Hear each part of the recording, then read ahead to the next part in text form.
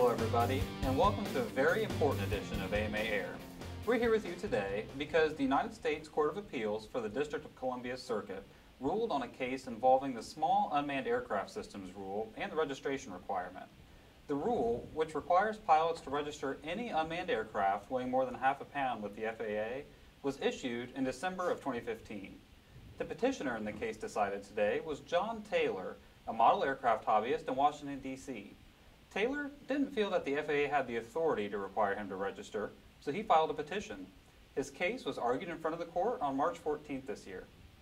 According to the court's ruling, the registration rule is unlawful to the extent that it applies to model aircraft.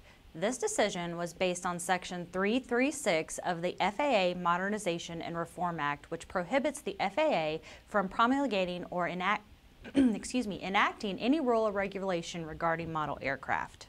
And AMA President Rich Hansen has issued the following statement regarding this case. Rich says, AMA is encouraged to see the court affirm the strength of the special rule for model aircraft, otherwise known as Section 336, under which our members operate.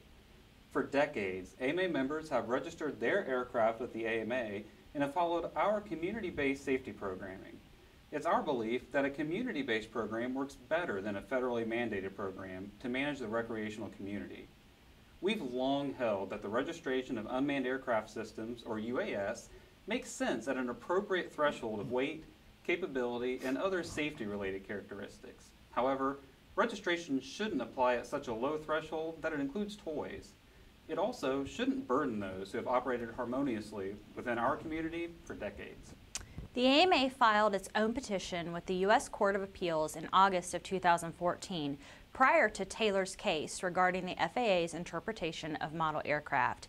Congress has defined model aircraft as a UAS that is capable of sustained flight, is flying in line of sight, and is flown for hobby or recreational purposes. Under the FAA's interpretation, model aircraft are ultimately aircraft, meaning model aircraft could be subject to further regulation. The AMA's petition was put into abeyance by the courts.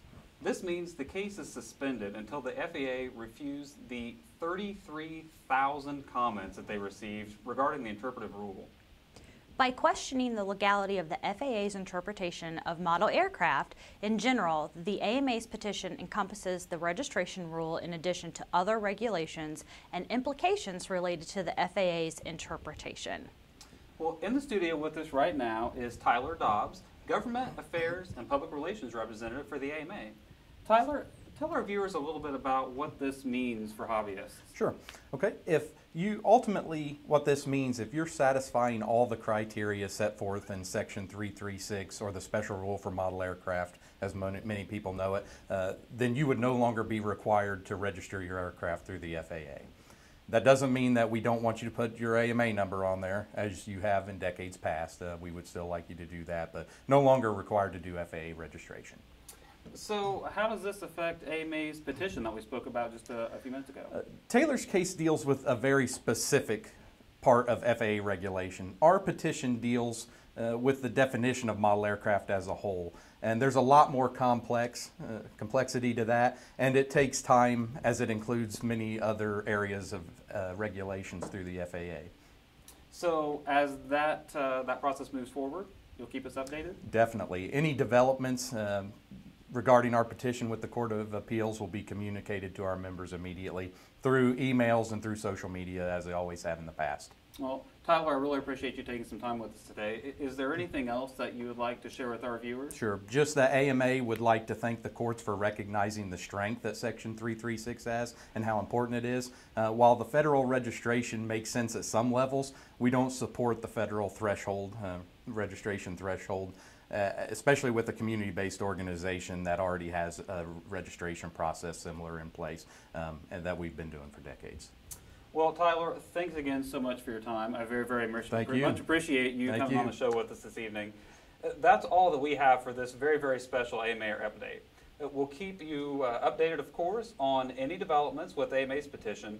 You know, it's important to note that this year, AMA has monitored almost 300 bills that could have impacted model aviation in some way.